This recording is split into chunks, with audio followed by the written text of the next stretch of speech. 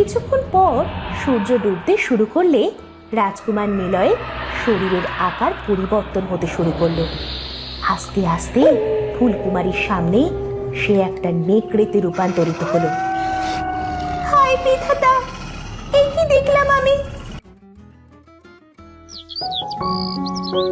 গহীন জঙ্গলের ভিতরে মধুপুর নামে একটি গ্রাম ছিল। সেই গ্রামে বাস করত এক কৃষক ও তার পরিবার। সেই কৃষকের ছিল এক মেয়ে, তার নাম ফুল। গ্রামের সবাই আদর করে তাকে ফুলকুমারী বলেই ডাকত। একদিন সকালে ঘুম থেকে উঠে ফুলকুমারী কান্নার শব্দ শুনতে পায়। কি হয়েছে তোমাদের? তোমরা এভাবে কাঁদছো কেন? আমাদের সর্বনাশ হয়ে গেছে মা, আমাদের সব শেষ হয়ে গেছে। এভাবে না কেঁদে কি হয়েছে সেটা তো বলো, দেখি আমরা তোমাদের কোনো সাহায্য করতে পারি কিনা। গতকাল রাতে আমাদের একমাত্র শিশু সন্তানকে নেকড়ে ধরে নিয়ে গেছে। নেকড়ে নিয়ে গেছে? সে কি কথা! তোমরা তখন কোথায় ছিলে? আমরা সেখানে ছিলাম ফুলকুমারী, চোখের সামনে সব শেষ হয়ে গেল, আমরা কিছুটি করতে পারলাম না গো। এই বলে কৃষক কাঁদতে শুরু করলো। এর পরদিন রাতেও একই ঘটনা ঘটলো। গ্রামের আরেকটি শিশুকে নেকড়ে নিয়ে গেল। এসব শুনে ফুলকুমারীর খুব মন খারাপ হলো। কি হয়েছে বাছা? এভাবে গোমড়া মুখে বসে আছিস কেন? আমার কিচ্ছু ভালো লাগছে না দাদিমা। গ্রামের সব শিশুকে নেকড়ে নিয়ে যাচ্ছে। এভাবে চলতে থাকলে যে পুরো গ্রামটাই শিশু শূন্য হয়ে যাবে। বড় ভাবনার বিষয়। এমন তো আগে কখনো হয়নি। কিন্তু গ্রামের কেউ তো এ নিয়ে কোনো পদক্ষেপই নিচ্ছে না। সবাই যার যার মতো হাত পা গুটিয়ে বসে আছে। নেকড়ের সামনে গিয়ে তার মোকাবেলা করার সাহস কি কারো আছে? বড়রাও যে হিংস্র নেকড়েকে ভয় পায়। এ কথা শুনে ফুলকুমারী মনে মনে ভাবল, না, এভাবে আর নয়। আমি থাকতে আর একটা শিশুকেও নেকড়ের হাতে মারা যেতে দেব না। দরকার হলে আমি গভীর জঙ্গলে গিয়ে সেই নেকড়েকে খুঁজে বের করে হত্যা করব। কি ভাবছিস বাছা? না দাদিমা, তেমন কিছু না। ভাবছিলাম আমি যদি সেই হিংস্র নেকড়েকে হত্যা করে সেই শিশুদের উদ্ধার করতে পারতাম। পাগলি মেয়ের কথা শোনো, তা কি কখনো সম্ভব রে পাগলি? এখন এসব ভাবনা রেখে ঘুমিয়ে পড়ো দেখি, অনেক রাত হয়েছে। সেদিন রাতে সবাই যখন গভীর ঘুমে, তখন ফুলকুমারী একটা চাকু হাতে ঘর থেকে বের হয়ে গেল। সে রাতে ছিল পূর্ণিমা। চাঁদের আলোতে ফুলকুমারী হাঁটতে হাঁটতে বনের পাশে এসে দাঁড়ালো। হঠাৎ কারো চলার শব্দ শুনে সে চমকে উঠল। কে যেন ঝোপের আড়াল দিয়ে যাচ্ছে। যাই, গিয়ে দেখি তো, হয়তো সেই হিংস্র নেকড়েটা হতে পারে। এই বলে ফুলকুমারী ঝোপের আড়াল থেকে উঁকি দিয়ে দেখল। সাথে সাথে সে চমকে উঠল। সে দেখতে পেল একটা নেকড়ে বনের দিকে যাচ্ছে। তা দেখে ফুলকুমারী বলল, এটা নিশ্চয়ই সেই নেকড়ে। আমাকে ওর পিছনে পিছনে যেতে হবে, তারপর সুযোগ বুঝে ওকে হত্যা করতে হবে। এই বলে ফুলকুমারী সেই নেকড়ের পিছনে যেতে শুরু করলো। এভাবে যেতে যেতে ফুলকুমারী গভীর অরণ্যের মধ্যে চলে আসলো। এদিকে চাঁদ প্রায় ডুবে গেছে। হঠাৎ ফুলকুমারীর চোখের সামনে থেকে নেকড়েটি অদৃশ্য হয়ে গেল। এই যে ভানুমতির খেল! এই নেকড়েটা আবার গেল কোথায়? এই অরণ্যে আমি কোথায় খুঁজে বের করব ওকে? ফুলকুমারী আশেপাশে অনেক খোঁজাখুঁজি করেও সেই নেকড়ের দেখা পেল না। অবশেষে ক্লান্ত হয়ে সে একটি গাছের নিচে বসে পড়ল। কিছুক্ষণ পর সকাল হলো। সূর্য ওঠার কিছুক্ষণ পর দূর জঙ্গলে একটা মানুষের অবয়ব দেখা গেল। মানুষটি যখন ফুলকুমারীর কাছে আসলো তখন ফুলকুমারী দেখতে পেল অপরূপ সুন্দর এক রাজপুত্র। কে তুমি কন্যা? আর এই গভীর অরণ্যে একা কি করছো? আমি ফুলকুমারী, এক নেকড়ের খোঁজে এই জঙ্গলে এসেছি। ও আমাদের গ্রামের শিশুদের ধরে নিয়ে এসেছে।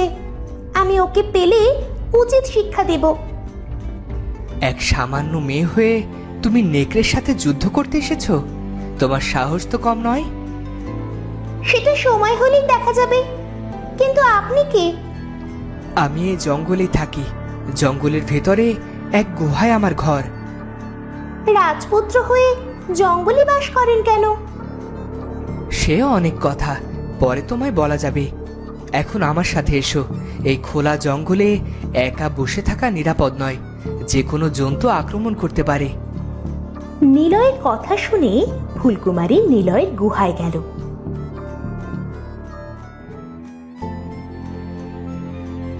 গিয়ে সে অবাক হয়ে গেল।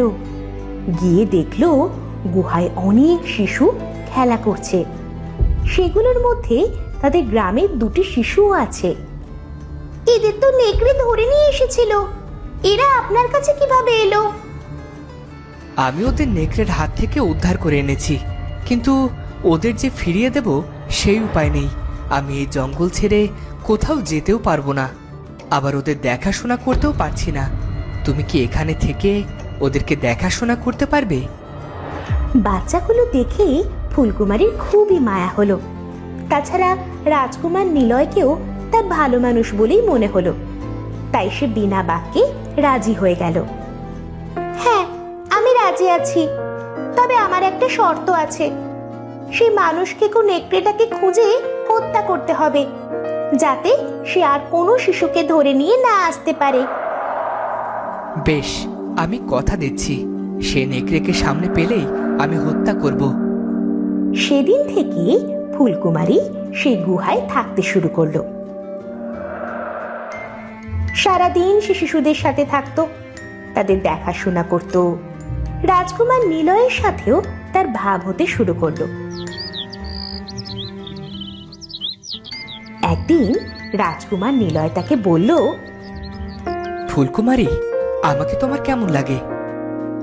বেশ ভালো লাগে, কিন্তু হঠাৎ এই কথা কেন রাজকুমার? না, বলছিলাম কি, তুমি কি আমায় বিয়ে করবে? এই কথা শুনে ফুলকুমারী কিছুক্ষণ ভাবল, তারপর বলল, আমি রাজি আছি, কিন্তু আমাদের বিয়ে হতে গেলে গ্রামে যেতে হবে। কিন্তু আপনি তো জঙ্গলের বাইরে যাবেন না। সেই ব্যবস্থা আছে। এই জঙ্গলে এক সাধু বাস করে। আমরা তার কাছে গিয়ে বিয়ের অনুষ্ঠান সম্পন্ন করব। বেশ, তাহলে আমার আর কোনো আপত্তি নেই কুমার। এর 2 দিন পর রাজকুমার নিলয় আর ফুলকুমারীর বিয়ে হয়ে গেল। কিন্তু বিয়ের পর ফুলকুমারীর কাছে রাজকুমার নিলয়ের আচরণ নিয়ে সন্দেহ দেখা দিতে লাগলো। রাজকুমার নিলয় প্রতি রাতে ফুলকুমারীকে গুহায় রেখে জঙ্গলে বেরিয়ে যেত, ফিরত সকাল হলে। আমি এতদিন এই গুহায় বাস করছি, কিন্তু রাজকুমারকে কোনো রাতে গুহায় দেখলাম না। এমনকি রাতে সে আমার সামনে পর্যন্ত আসে না। এর পিছনে গভীর কোনো রহস্য আছে। আমাকে যে করেই হোক তা জানতে হবে। এর পরদিন বিকালে রাজকুমার ফুলকুমারীকে বলল, আমি আজ রাতেও বনে শিকার করতে যাব। তুমি গুহায় থাকবে। কোনো অসুবিধা হলে এই তলোয়ার ব্যবহার করবে। এই বলে নিলয় নিজের তরোয়ালটা ফুলকুমারীর হাতে তুলে দিল। তরোয়ালটি নিয়ে ফুলকুমারী বলল, এ আর নতুন কি রাজকুমার? আপনি তো প্রতি রাতে জঙ্গলে চলে যান। আমার এখন আর একা থাকতে ভয় লাগে না। আমাকে নিরুপায় হয়ে যেতে হয় ফুলকুমারী, সেই কথা তোমায় বলে বোঝানো যাবে না। কি এমন কথা যা আমাকে বলা যায় না? আর কয়টা দিন অপেক্ষা করো, আস্তে আস্তে সব জানতে পারবে। এই বলে নিলয় গুহা থেকে বের হয়ে গেল। ফুলকুমারী তখন মনে মনে বলল, আর এক মুহূর্ত আমি অপেক্ষা করব না। আমাকে জানতেই হবে রাজকুমার প্রতি রাতে জঙ্গলে গিয়ে কি করে। এই বলে সেও গুহা থেকে বের হয়ে গেল। তারপর রাজকুমারকে অনুসরণ করতে লাগলো। এদিকে হাঁটতে হাঁটতে রাজকুমার একটা টিলার উপর উঠল। তারপর সূর্যের দিকে এক দৃষ্টিতে তাকিয়ে রইল। কিছুক্ষণ পর সূর্য ডুবতে শুরু করলে রাজকুমার নিলয়ের শরীরের আকার পরিবর্তন হতে শুরু করলো। আস্তে আস্তে ফুলকুমারীর সামনে সে একটা নেকড়েতে রূপান্তরিত হলো। হায় বিধাতা, এই কি দেখলাম আমি! রাজকুমার নিলয় তাহলে সেই নেকড়ে? হ্যাঁ, এখন কি হবে? ও যে আমায় এখানে দেখলেই আক্রমণ করবে। এই বলে ও দৌড়ে গুহায় ফিরে আসে। সেদিন রাতে ফুলকুমারীর এক ফোঁটাও ঘুম হয়নি। পরদিন নিলয় গুহায় ফিরে আসে। এসে দেখল ফুলকুমারীর মুখ মলিন হয়ে আছে। কি হয়েছে ফুলকুমারী? কাল রাতে কিছু হয়েছিল? কাল রাতে অনেক কিছু হয়ে গেছে। তুমি সত্যি করে বলো তো, তুমি কে? আমি আর কে? তোমার স্বামী রাজকুমার নিলয়। মিথ্যে কথা, তুমি একটি নেকড়ে। আমি কাল চোখের সামনে তোমায় নেকড়ে হয়ে যেতে দেখেছি। ও আচ্ছা, সব জেনে গেছো তাহলে। এখন তোমার কাছে লুকিয়ে কি লাভ? তাহলে শোনো, আমি কেন নেকড়ে হলাম। আমি কিচ্ছু শুনতে চাই না। আমি এক্ষুনি এখান থেকে চলে যাব। আমায় যেতে দাও রাজকুমার। তোমায় সব শুনতে হবে, না হলে তোমায় এখান থেকে যেতে দেব না আমি। বেশ, বলো তাহলে। রাজকুমার নিলয় তখন বলতে শুরু করলো। রাজকুমার তখন বিজয়নগরে রাজপ্রাসাদে বাস করতেন। বাবা মা ভাই বন্ধুদের সাথে সুখেই বাস করতেন। এরই মধ্যে একদিন বিকেলে এক রাজদূত তার কাছে একটা বাক্স নিয়ে এসে বলল, রাজকুমার, ভিন রাজ্যের এক রাজকন্যা ফুলকুমারী আপনাকে এই বাক্সটি উপহার পাঠিয়েছেন। রাজকন্যা ফুলকুমারী? এই নামে তো আমি কাউকে চিনি না। কিন্তু উনি আপনাকে চেনেন। আপনি দয়া করে এই উপহার গ্রহণ করুন। রাজকুমার তখন দূতের হাত থেকে সেই উপহার গ্রহণ করে। তারপর নিজের কক্ষে নিয়ে এসে বাক্সটি খোলে। কিন্তু বাক্সটি খুলতেই সে চমকে ওঠে। হায় বিধাতা, এ যে এক নেকড়ের কাটা মাথা! রাজকন্যা ফুলকুমারী কি পাগল নাকি? এমন উপহার কি কাউকে দেয়? হঠাৎ রাজকুমারের চোখ পড়ল বাক্সের ভিতর এক চিঠির দিকে। সে চিঠিটি খুলে পড়তে শুরু করলো। সেখানে লেখা ছিল, আগামী পূর্ণিমার রাতে কেউ যদি এই নেকড়ের মাথা চাঁদের সামনে তুলে ধরে, তাহলে সে মহাশক্তি লাভ করতে পারবে। মহাশক্তির কথা শুনে নিলয়ের খুব লোভ হলো। সে মনে মনে বলল, মহাশক্তি লাভ করা যাবে, এ তো চারটেখানি কথা নয়। আমি আগামী পূর্ণিমাতেই এই কার্য করে মহাশক্তি লাভ করব। পরদিন পূর্ণিমা ছিল। রাজকুমার নিলয় চিঠির কথা মতো চাঁদের সামনে নেকড়ের মাথাটি তুলে ধরে মহাশক্তির প্রার্থনা করল। তারপর তারপর কি হলো? তুমি কি মহাশক্তিশালী হতে পেরেছিলে? না, তার বদলে আমি এই নেকড়ের জীবন লাভ করেছি। বাবা মা রাজপ্রাসাদ ছেড়ে এই জঙ্গলে বাস করছি। এরপর নিলয়ের কণ্ঠস্বর পাল্টে গেল। সে রুক্ষ কণ্ঠে বলল, কিন্তু তোমায় আমি ছাড়বো না। তোমার জন্যই আমার এমন হয়েছে। আমি তোমাকে নেকড়ে বানাবো। তোমার কোথাও ভুল হচ্ছে কুমার। আমি সেই রাজকন্যা ফুলকুমারী নই। আমি সাধারণ এক কৃষকের মেয়ে। না, তুমি সেই মেয়ে যে আমাকে এই পশুর জীবনে ঠেলে দিয়েছে। এই বলে নিলয় নেকড়ের রূপ ধারণ করলো। তারপর ফুলকুমারীর ওপর ঝাঁপিয়ে পড়ল। ফুলকুমারীও তার কাছে লুকিয়ে রাখা চাকুটা বের করলো এবং তা দিয়ে নিলয়ের শরীরে আঘাত করলো। আহ! এই বলে সে মাটিতে লুটিয়ে পড়ল। সাথে সাথে এক অদ্ভুত ঘটনা ঘটল। নিলয় নেকড়ে থেকে মানুষের রূপ ধারণ করলো। তার শরীরেও কোনো আঘাতের চিহ্ন থাকলো না। আমি মানুষ হয়ে গেছি ফুলকুমারী, আমি আবার মানুষ হয়েছি। আশ্চর্য, এটা কিভাবে সম্ভব? সম্ভব, কারণ এক দৈব বাণীতে আমি জেনেছিলাম একমাত্র তোমার হাতে মৃত্যুবরণ করলে আমি পুনরায় মানুষ হতে পারবো। আর সেজন্য তুমি এই নাটক সাজিয়েছো?